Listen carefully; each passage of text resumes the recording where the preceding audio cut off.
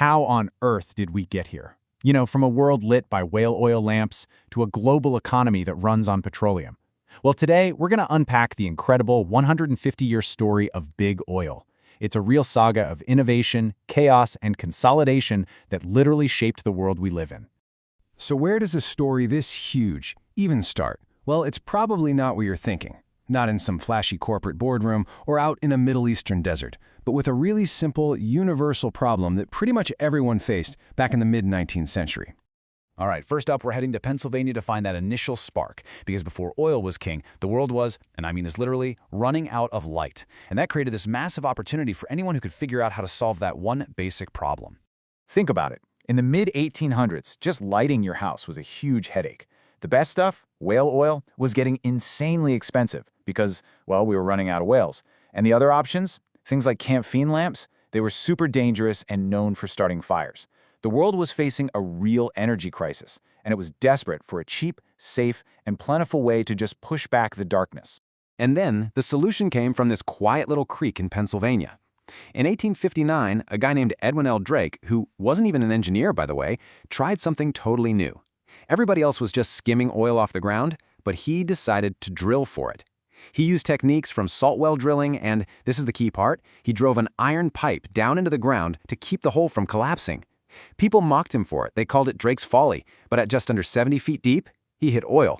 This wasn't just some lucky find, it was the birth of an entire industry.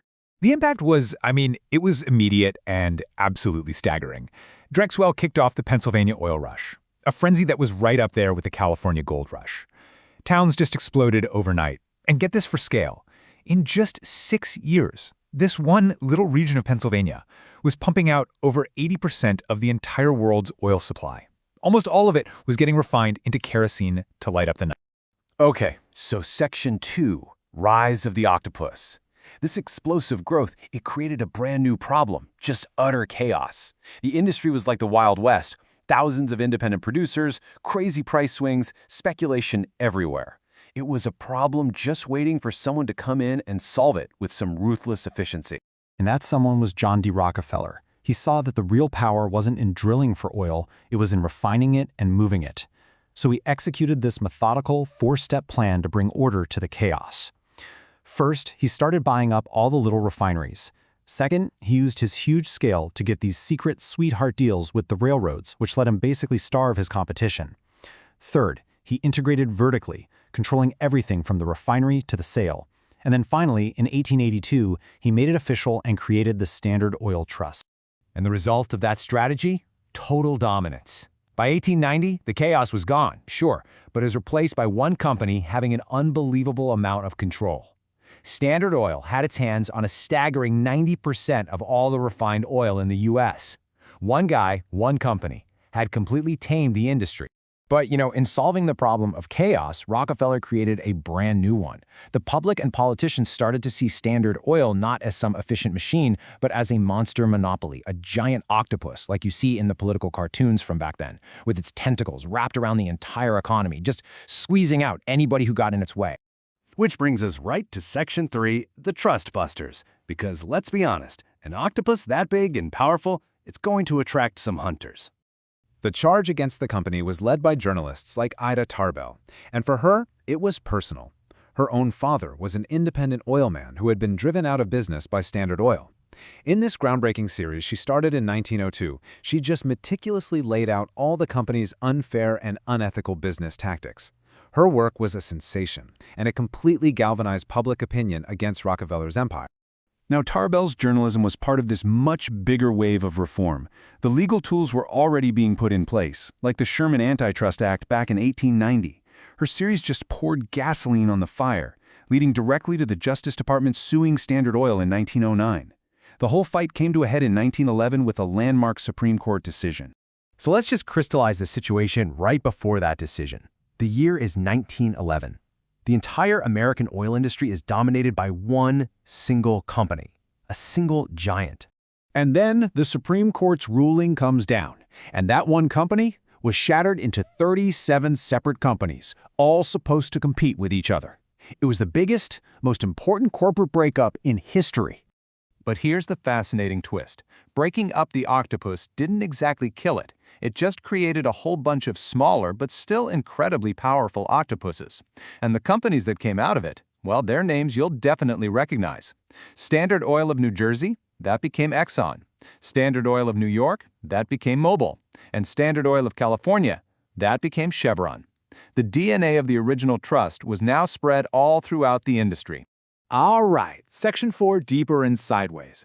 So with the industry all shaken up, a new challenge popped up. The world's thirst for oil was just growing like crazy, thanks to the automobile and 2 world wars. The easy-to-get oil just wasn't going to cut it anymore. So the industry had to solve a new problem: how to get to the hard-to-reach stuff. One of the new frontiers was the ocean. It started off slow, with wells drilled from piers right off the coast of California in 1896. But the real leap, that came in 1947, with the very first well drilled completely out of sight of land. And from there, the technology just took off. First with floating rigs, and then eventually by the 1980s to these incredible engineering marvels that could drill in deep water, tapping oil thousands of feet below the waves. The other frontier was locked away inside solid rock, and getting it out took a technological revolution. I mean, take well stimulation. Back in the 1860s, a Civil War vet invented something called the torpedo, and it was literally just that. They'd lower nitroglycerin into a well and blow it up to crack the rock. Now, fast forward to today, and you've got hydraulic fracturing, or fracking. It was first developed in the 40s, but it was perfected in the 90s by guys like George P. Mitchell. Instead of a simple explosion, it uses high-pressure fluids combined with horizontal drilling to create these huge networks of tiny fractures, unlocking massive amounts of oil and gas from shale rock. All this new technology, both offshore and onshore, it just unleashed another huge boom. And that sets the stage for our final section: Big Oil Reborn. Because the story of this industry is really a story of cycles, and the cycle of consolidation was about to repeat itself on a global scale. After World War II, the global industry wasn't run by just one company anymore, but by a powerful new club known as the Seven Sisters. And for decades, this new cartel controlled something like 85% of the world's oil reserves. And if you look at the list of these sisters, you're going to see some very familiar names: Exxon, Mobil, and Chevron, all direct descendants of Rockefeller's original trust. This setup lasted for decades, but by the late 1990s, the market was changing again. There was new pressure from powerful national oil companies, and prices were all over the place. It created the perfect storm for a very familiar pattern to emerge. And this is where the story just truly comes full circle.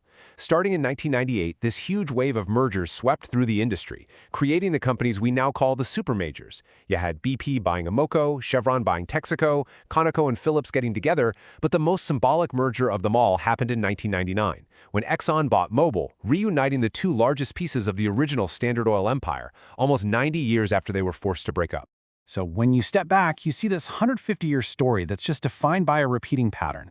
A problem gets solved by a cool new innovation, which leads to a chaotic boom, which is then followed by consolidation into immense power, which is then challenged and broken apart, only for the whole cycle to start all over again.